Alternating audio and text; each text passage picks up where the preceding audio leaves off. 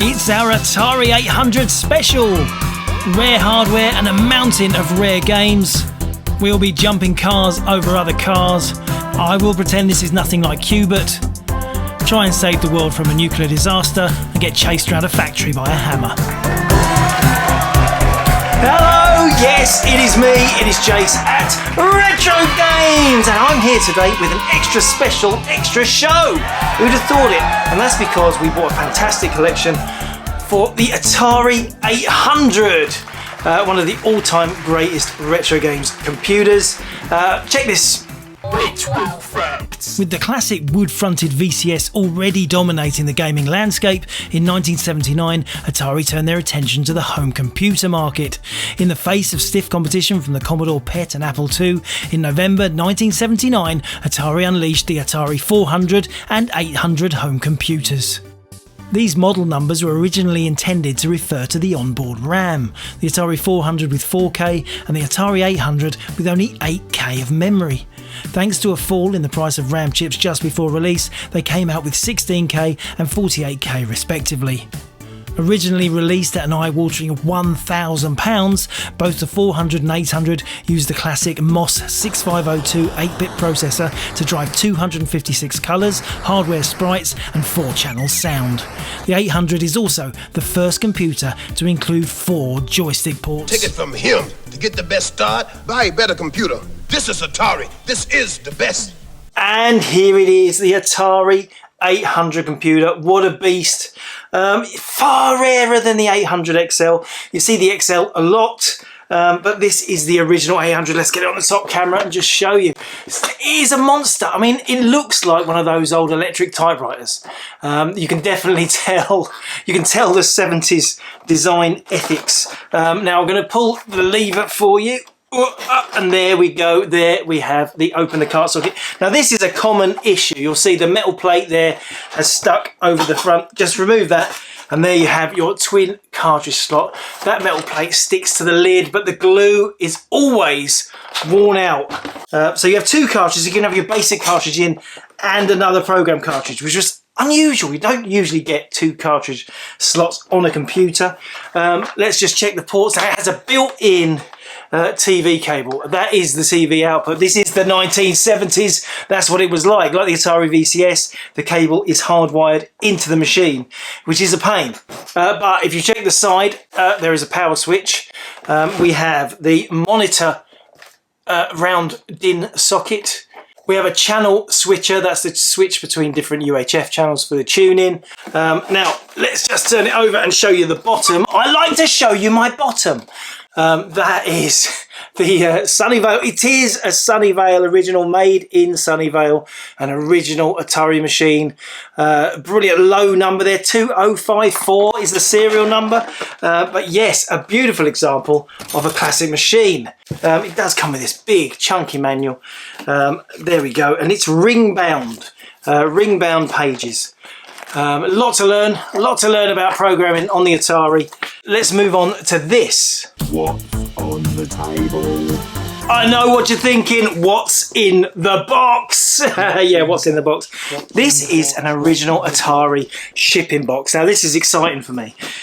You know, sometimes a bit of brown cardboard gets me excited. This is very, very early. And if I turn it there, you will see there is Atari stickers on it. This is the original shipping box. What for? It's for an Atari 810. Do you know what an Atari 810 is? Well, you're going to find out.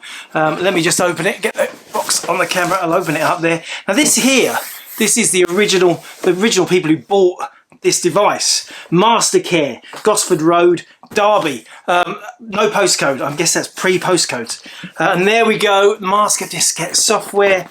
We've got the 810 manual. It is the king, the mammoth monster of Atari 800 disk drives. Now let me just get it out and show you what it's like. Quite a big manual, ring bound as well. You could add it to your big Atari folder of goods.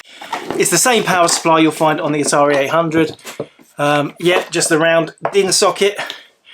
Now you can see this is the original poly inner packaging. 2 like holders. Let's pull this off. One of them, and we're in the original plastic bag. Let's get this monster out. Yes, it's a disk drive. It is a disk drive. But what? That's a monster. Let's move the box. Wow, that is a beast of a disk drive. What a monster. It is so of the time. You can tell this was designed in the 1970s. Yes, forget about your Spectrum 82. This is prehistoric, vintage retro gaming, and way ahead of its time. The Atari 800 is such a powerful machine. Now this disk drive, just like me, has a huge mouth. Let me show you that. So there we go. I'm going to press the button. Whoa, look at that. You could fit in 7 or 8 discs in a big wad there, like 7-inch singles. You could just feed them in. Yeah, it's got a power switch. It's got a power light, and it's also got a drive light, which flickers about when it's loading. Let's just move to the back. We've just got that's the power socket, the same round DIN socket. And then you've got I/O connections, so you can connect one to the computer. You could daisy chain and connect another drive or to your printer from the back of the drive. And let's just have a look underneath. 44505 Sunnyvale. Yes, it is a Sunnyvale original. What a beautiful piece of computing history. Now sadly, when we did test this, powers up absolutely fine, connected to the Atari absolutely fine. We did have some boot errors. We have not tried to clean the heads. I'd imagine a good clean and this will be up and running and ready to load discs again straight away. This stuff is built to last. This was over-engineered. It was very expensive, high-quality merchandise. Okay, what's next? Oh, well, I'll have a Prosecco if you're offering. Okay, now this is the more modern equivalent. This is the Atari 1050 disk drive. Now, you remember we've covered many times the Atari 800 XL, which was like it's not a little brother, like the more compact second issue. Think of it like your PlayStation 2 and then your PlayStation 2 Slim. You had your Atari 800, then your Atari 800 XL. Well, this is the drive that was made to come out with the XL. It's a more compact version of that hefty 810. Let me get it out and give you a look. So there is the box. I can show you the side there, show you the back. Yeah, very nice. All the lovely box end flaps. It's in a polystyrene. Pull out the polystyrene. There is the polystyrene inner box. And then we've got everything we need. We've got the manual. We've got to have the manual. And here's the drive. Same power supply again.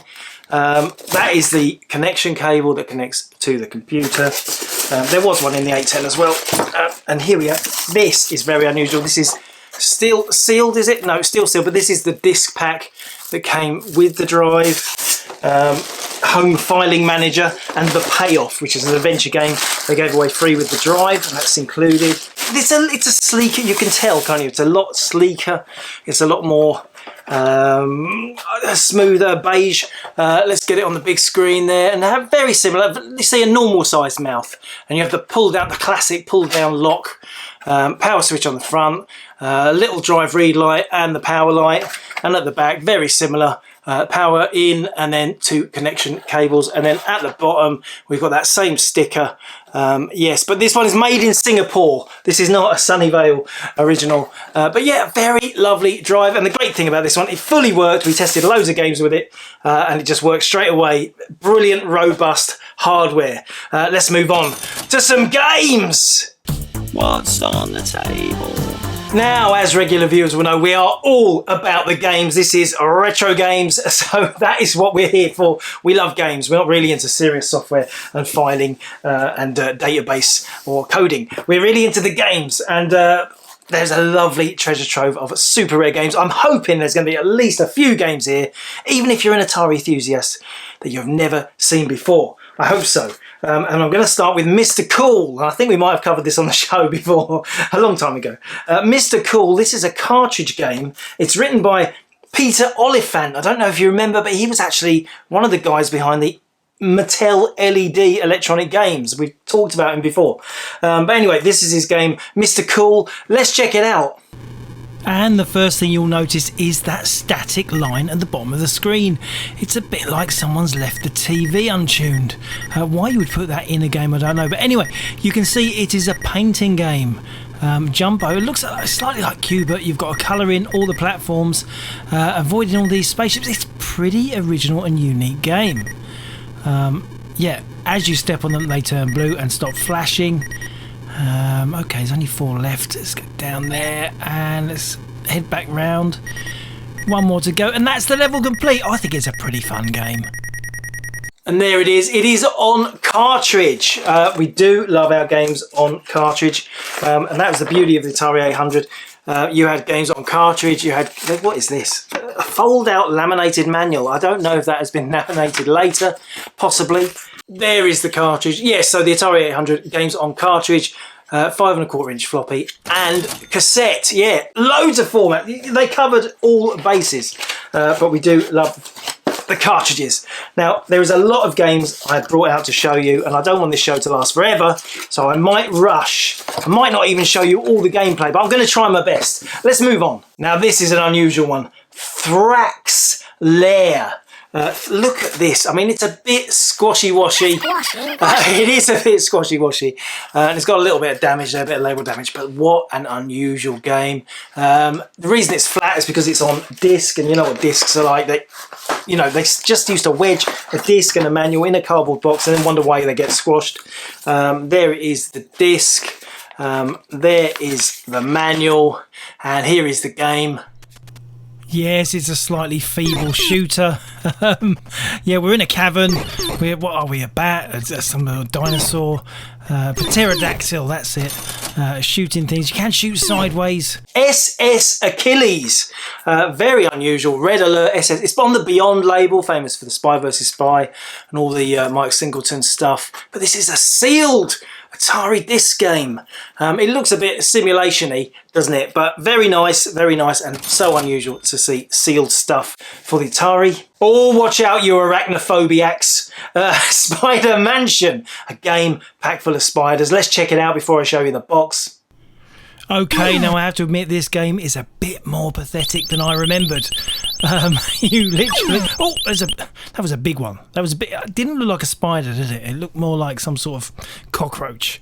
But yeah, you just wander around this maze shooting spiders. It's very slow. Sorry. And it is a beautiful design. You know, Cosmi are one of my all-time favourite labels.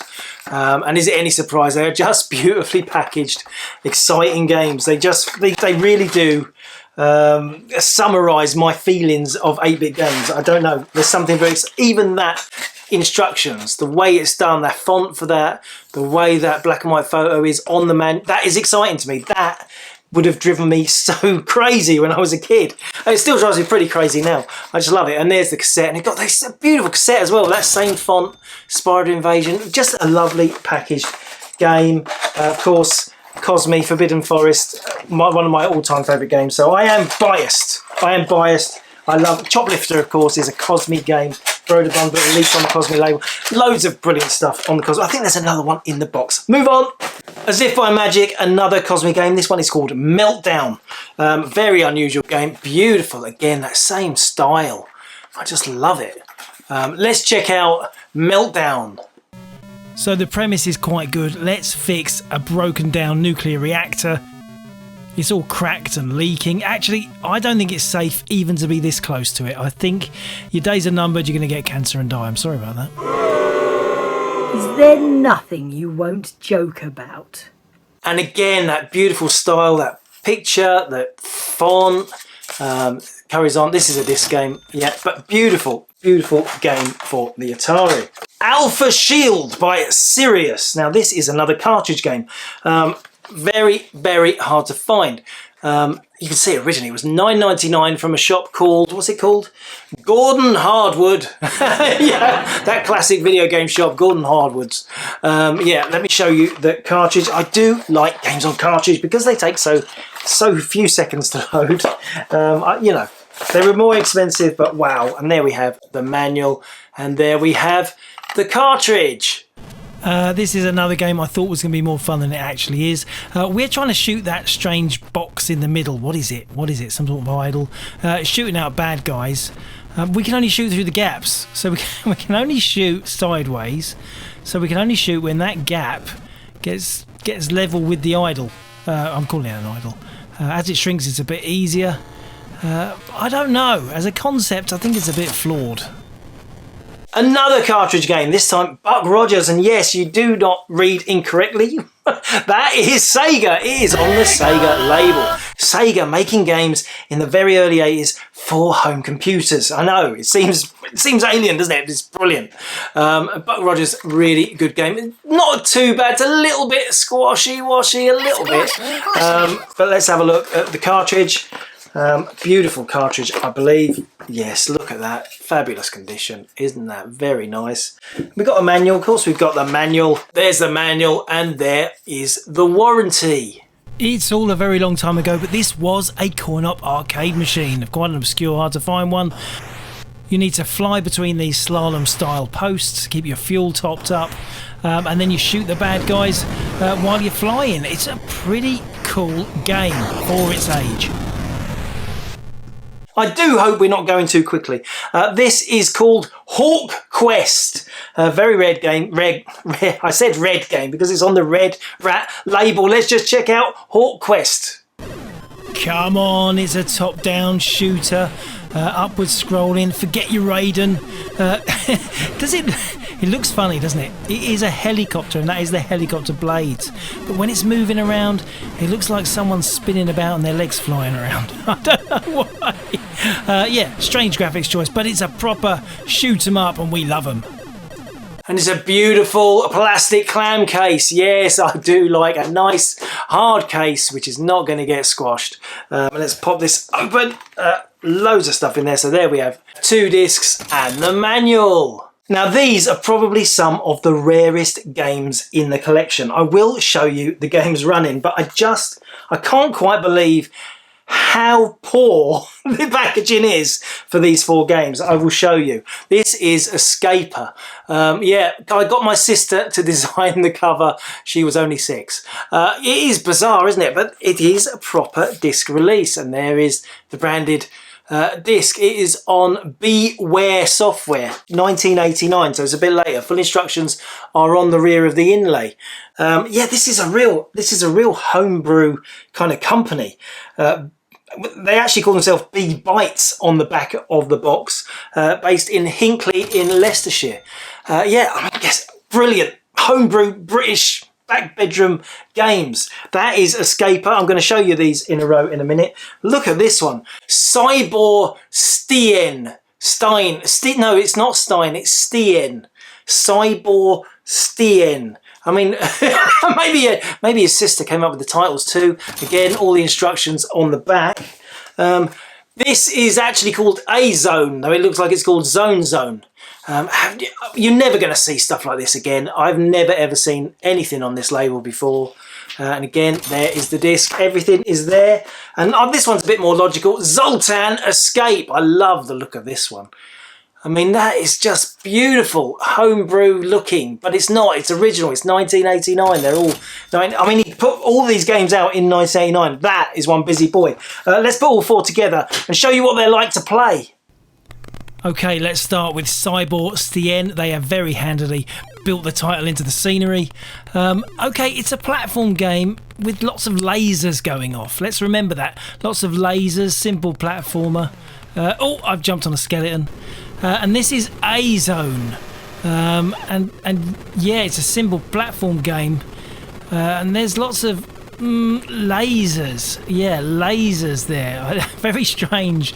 And this third one, this is the Zoltan. Hang on, Zoltan. It's a platform game, but we've got to dodge the lasers. Are these all written by the same person, I wonder? That guy's obsessed with lasers. Okay, another batch of 5¼ disc games for Atari 800. And this time they are all on the Red Rat label. Look at this one, Little Devil. Beautiful game. I mean, I love the quality. They're so vibrant. They're stunning, really stunning. And there you have the instruction sheet. And look, you've got that Red Rat logo on the disc wallet. Just a beautiful thing. It's another single screen platform game, a lot faster than those previous games, but where are the lasers? I can't play games without lasers now. I'm stuck, I just need lasers. It's funny you should say that, Jace, because my doctor said I need laser eye surgery. Now this one is called Freaky Factory. Beautiful again. It's just such a beautiful design. Look at it. I mean, you don't get games that look like this made anymore, do you? Freaky Factory. I wonder how many copies it sold. Hardly any, I would imagine. And it is quite freaky. I'm being chased by an oil can and a G-clamp. It is an odd one. It's a bit like Berserk. I think it's like Berserk. The maze is made of desks and filing cabinets. I just got shot by a hammer. There's a pair of scissors, watch out. What's that green thing? Is a traffic cone? I think I had a dream like this once. And what about this one? Even better. Space Lobsters. I love lobster, particularly cooked. But, you know, I'll eat a space lobster. I'll eat one, no problem. Got the original receipt in there. That was bought in 1987 for $9.95. And it's again from that Gordon Hardwood game shop. Yet more evidence for my secret theory. If the inlay to the game is absolutely stunning, then the game is pure tedium. And look at it, it uses such a tiny percentage of the screen. Yeah, just left and right and shoot a little bit. There's some codes to open doors. Oh, duck for that one. Oh, I don't know. Are we supposed to be the space lobster? Now, this is another Red Rat game. It's called Laser Hawk. I really am absolutely blown. This is an exciting one. This is an exciting one. Laser Hawk by Red Rat. And you're thinking, yeah, it looks good as the others. Yeah, it looks like the others. But there's something very special about this one. It's got the manual, it's got the disc, but it's also got this in it. And I'm really, really excited about this. This is a letter. It is a letter from the person who bought this, Mr. S. Keyworth. It is a letter from him back to Red Rat, giving them some constructive criticism. Now, ideally, I think I'm going to tell you about this, read this letter out as we look at the game running, and let's see what we think. Okay, cue the game. As I admire you greatly for supporting the Atari computer and every item you have released I've purchased, I find myself writing to tell you the above game, Laser Hawk, a superb piece of software, is unfortunately bugged. Well, the one I own is. There is no score given for the missile and launchers, nor the missiles from the bomber, which all appear on Zone 3. Should one hit them, I have to add, seriously though, it is a great pity that this truly excellent game is spoiled by this annoying bug. If my particular version of the game is the only one you are aware of, could you possibly do something about this matter? If I tell you a friend attended the last Atari show from which he was buying me several titles, might my copy be an early release? One, perhaps, that slipped through your testing? To be honest, I'm not fully sure if Laser Hawk was purchased at the show. It could have been from Miles Better Software, near to where my friend lives.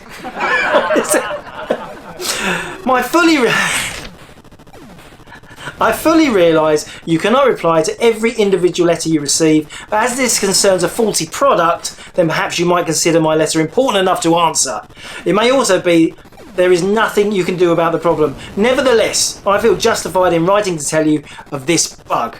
Please keep up the good work of supporting the best home computer in the UK at the present time, and should it be you have lists of any future titles to be released, then I would greatly appreciate them. In anticipation of a satisfactory reply, thank you. Yours faithfully, Mr. S. Keyworth. Thank you.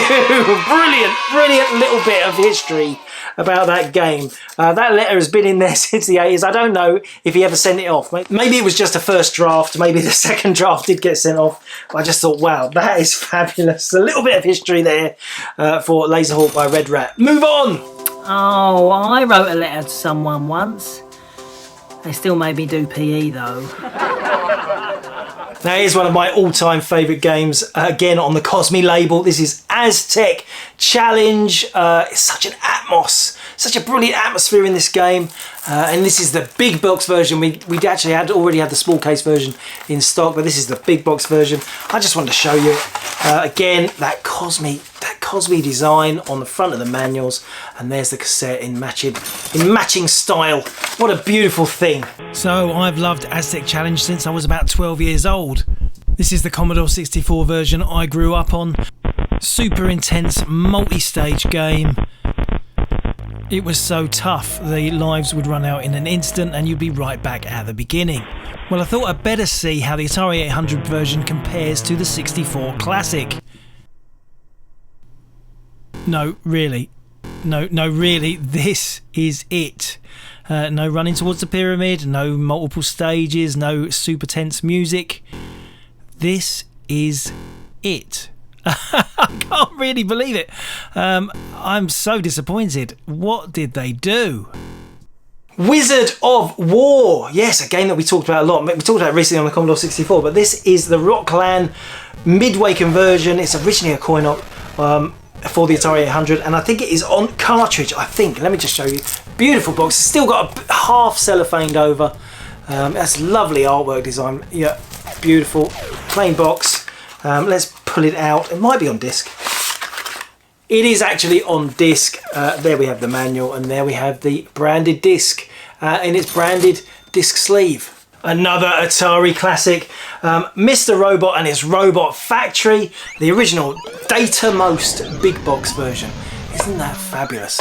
These games, I know you might think, well, that might be the US version, but this was released in the UK. These have UK price stickers on. So this, even though it says $34.95, this version was available exactly the same in the UK. Let me just pop the lid off. And there we have, oh, beautiful gold label, a Datamost sleeve. Got a small little, we interrupt you to bring this message. You know the part in it's an addendum. We love the addendums. You know the part in the documentation that says press select to choose levels 1 to 5. Well, forget it. It's not true. You can actually choose levels 1 to 22. Yes, 22. You have the ultimate choice of deciding exactly where you want to start in this Mr. Robot game. Level 1, 12, 3, 9, 22. For a really short game, etc. Anything. But to be fair, we put this option in so you won't get bored after 155 trials at level 3. Isn't that really cute? A cute addendum when the games industry still had a personality, still had fun about it. And we've got the warranty card, we've got a warranty, and the beautiful glossy manual. Isn't that beautiful? Lovely condition. There's the back of the box. I didn't show you the back of the box. So you remember that Buck Rogers Sega game? What about these? A hat trick of amazing Sega Atari disc games. And let's start with the epic Up and Down. One of my all-time favourite box arts. It's the most fun cover Sega probably ever made, I'd say. Absolutely gorgeous. And there we have the proper manual. We've got the proper disc. I will show you that running in a minute. And Spyhunter, we've talked about Spyhunter a lot lately. That is the Sega Atari version. Maybe we need to do a comparison with the Atari 800 version of Spyhunter 2. We might get to that. Tapper, brilliant game. Again, coin-op conversion. The brilliant Tapper, sliding the drinks along the bar. Yeah, what a fabulous game. Let's check out all three of these. What are these like? We probably all know these games for Commodore 64, but what are they like running on the Atari 800? So let's start with Up and Down. This has to be one of the strangest games Sega ever made. Yeah, a kind of zigzag road that you're in a sort of speech buggy jumping car, and you can jump on top of other cars. I don't know why. Now this is Spyhunter, the Atari 800 version. It looks okay. It looks okay. For some reason, there's not a lot of traffic. The tune gets on your nerves. Yeah, you see what I mean? There's hardly any other cars to shoot. And then when they do arrive, they're on the wrong side of the road. Typical. And here is Tapper, and I forgot how short each round was in this game. It's so brief. Yeah, he's done it. No celebratory music either. Strange. Zone X. It's a Gremlin graphics game. It's got the 12.95 logo on the front. Let me show you that. It's another disc game. The manual is on the reverse of the inlay. Let's check out Zone X. It's a maze-based collect 'em up. Now, is it me, or do those green things look a bit suggestive?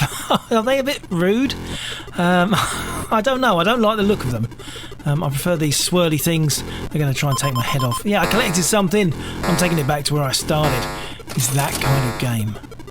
Now, have you ever heard of this label? This game is called Plastron. Plastron. It is on the Harlequin label. That is new to me. That is I don't remember the Harlequin label. I don't remember, that probably belonged to another company, I don't know. It's got the weirdest cover. Check out that. What the heck is it? Is it a car? Is it a spaceship?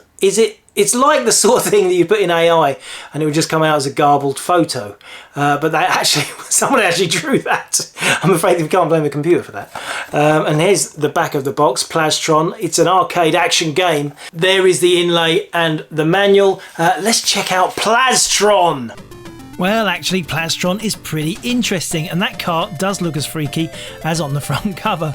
It's a kind of isometric moon buggy game.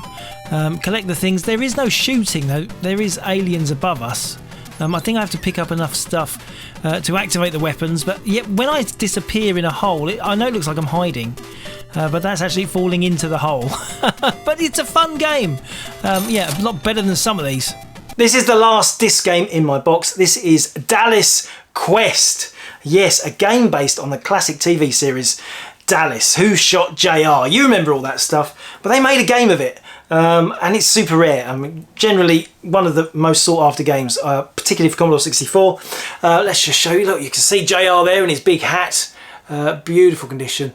Released on US Gold over here, but written by Datasoft. You've got the lovely gold disc, Datasoft envelope.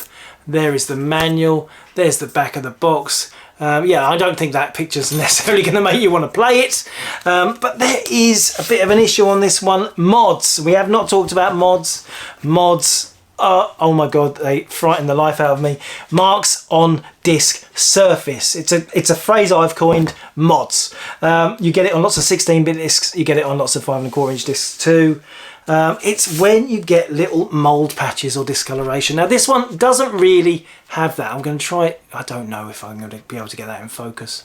It doesn't have any big splodges or anything, but there is just a milkiness to the disc surface. I don't know if you can see. If you can see, there's a bit of a line. You see, there's a different shade of brown at the very edge there. And the middle patch is kind of milky, a little bit milky. Milky. Are you interested in milk? We have not tested it. I'm not sure about it. It's going to affect the value a little bit though. I think mainly people still collect games with mods because actually there's not much we can do about it. There's not much we can do about mods. If games which have been well kept in a nice ventilated warm room are still getting mods, then I guess it's only a matter of time and they will all get it. It's a tragedy and it breaks my heart, but I think we're just in the beginning, the early throes of an epidemic. Blimey, so it's like COVID for discs. I need to go and get a jab, mate. Now this game looks exciting. Carnival Massacre. A Carnival Massacre. Let's check it out. Yes, 3 Ferris wheels in a row. Who is shooting at me? Someone is shooting at us off the rides. I have to catch the old ladies, though I think they were the ones that were shooting at me. This level takes you to a roller coaster, and if you look, this little guy is putting bombs on the track, knocking people off who I have to catch. Stop it! Stop doing it! Wouldn't you just stop the ride? Stop the ride, for God's sake! I do love the thought of this, a massacre at a fun fair. Brilliant. It reminds me of Splatterhouse, that kind of weird horror on purpose games. It is a cartridge, and there we have the beautiful manual, and there we have the cartridge. What a beautiful, rare thing. Cassette games! Yeah, we haven't really talked much about cassettes. I've saved them for last because most Brits grew up with cassettes as the main format. We couldn't afford the disc version, we couldn't afford the cartridges. We just got the cheaper tape version. But there's so many games that were only released on tape anyway. Like this, Hijack. Actually, I think it might come out on disc. Hijack by English Software. Now, English Software, famous mainly, what are they famous for? Night games. Yeah. Some horrible games generally, but this is Hijack, an attempt at Choplifter. Let's check it out. Oh, it really is like Choplifter. We're rescuing little guys off the top of this train. Where do we take him? Back to our house? Oh no, just there on another carriage of the train. This is strange. Not really any shooting in this game at this stage. Let's rescue another guy. Yeah, got him. Let's try and avoid these flak guns. And what do we do with him? I want to take him back to his house. The little rope doesn't come down. The little rope only comes down when you get to the other end of the train. How bizarre. We are taking people from one end of the train to the other.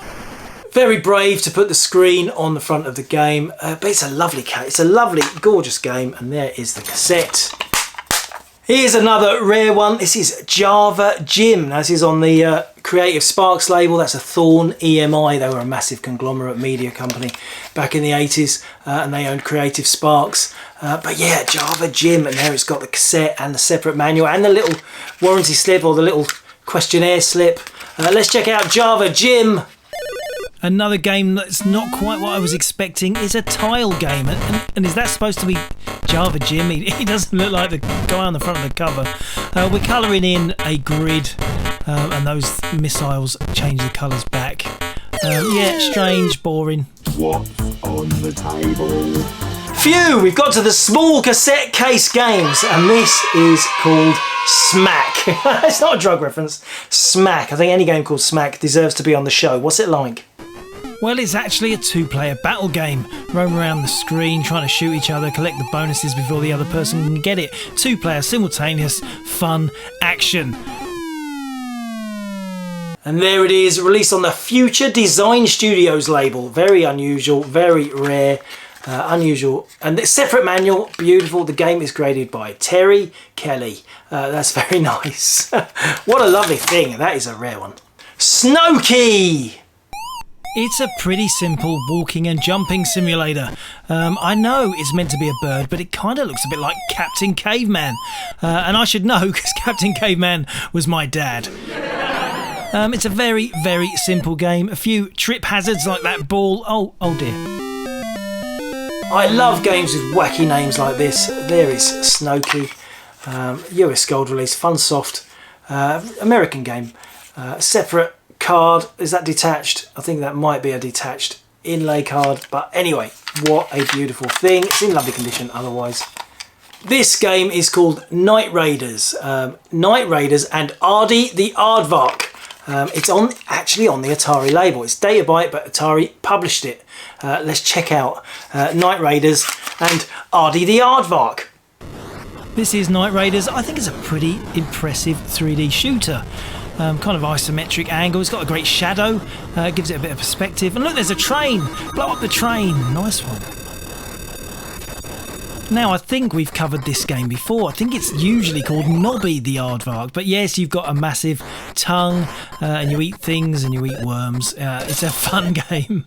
Caverns of Kafka. Now, this is another Cosmi game, but it's a small case one. And the reason I picked this, it's not as rare as a lot of the other games, but it's got a US Gold sticker on the case, which I really like. It's got an original price label, $8.95 from Games Workshop. But there was something else about this that I thought was weird. And I don't think I might have seen it before, but I just don't remember. What the heck is going on with that cassette? That is some kind of protector. A protector to stop you winding the cassette. It just pops out, you pull it off. It's a lock. There it is. It's a lock for a cassette. Now that is retro gold. You don't see stuff like, you know, is that we're lucky enough to get a lot of games and we see these odd things, and I love bringing them to your attention. Cuthbert! Yes, there was a Cuthbert game in this lot. Cuthbert Goes Walkabout, and we had a little feature on Cuthbert a few episodes ago, so I thought it was well worth just showing out that Cuthbert was on the Atari as well. We talked about him being the king of the Dragon 32 and the TRS-80, but he was there, he was on the Atari, and he went walkabout all over it. What? This is too intense. What's going on here? I don't understand it. Oh, something's wrong. I feel sick. Jeff Minter's in the house. This is the original Grid Runner. Small case. I've never seen this before. It is a Llamasoft game. The classic legend that is Jeff Minter. Small case version of the classic Grid Runner. Yeah, definitely worth a mention.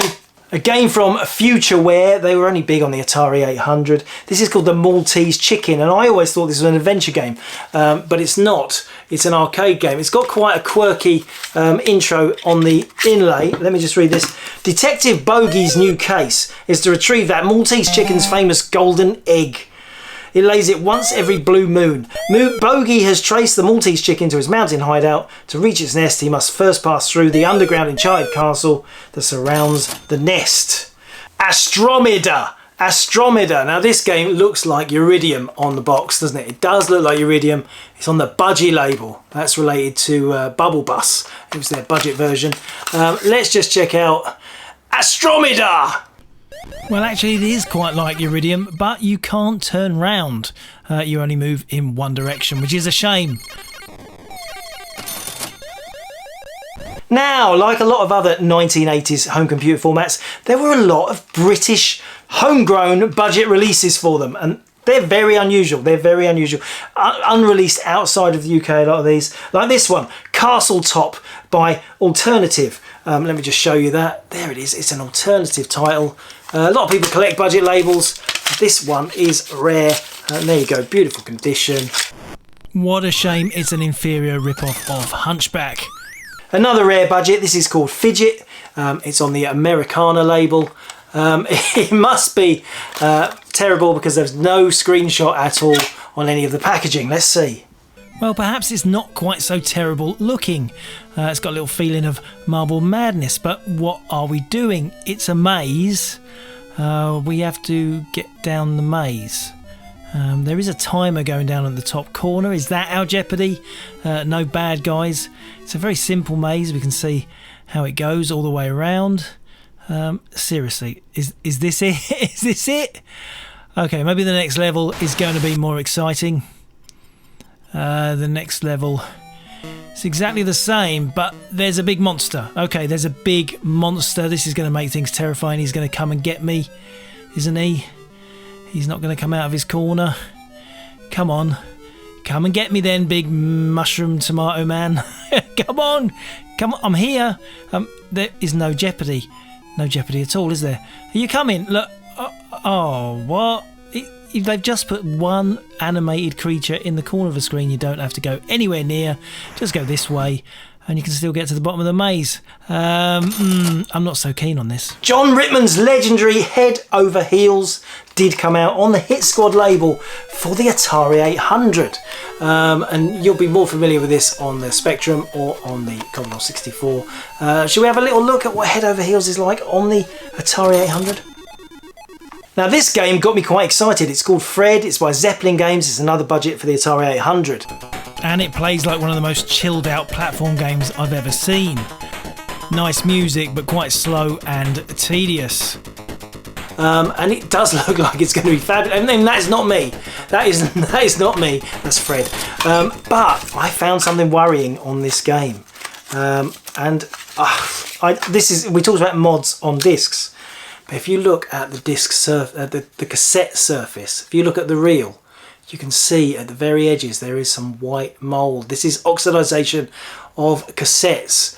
Now I have seen this. I used to deal a lot in audio cassettes, and particularly like early Beatles cassettes or Elvis cassettes from the late 60s and 1970s. You would usually get that white film on the edge of the cassette. Now, with an audio cassette that you're listening to for the music, it's not such an issue. If it's a bit fuzzy, you can just download it or listen to it on Spotify.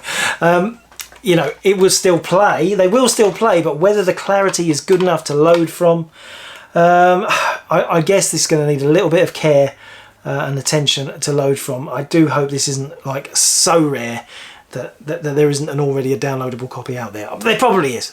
Stop worrying, Jace. I worry because I own thousands and thousands of games on cassette, and the thought of seeing them all go mouldy over the next 10 years would be absolutely terrifying. Well, if you think that's terrifying, you should see what we're looking at. Nearly there, 2 games left. Galactic Cresta. Now this, again, on STV software, is a super rare cassette title. Beautiful. Let's turn it over. There we have the manual and we have the cassette. Let's check out what Galactic Cresta, defending Earth against all invaders, is like. Well, it's like a pretty typical space shooter. What did you expect it to be like? So, what game did I save for last? It is this one. It is called the Orb of Zarramier.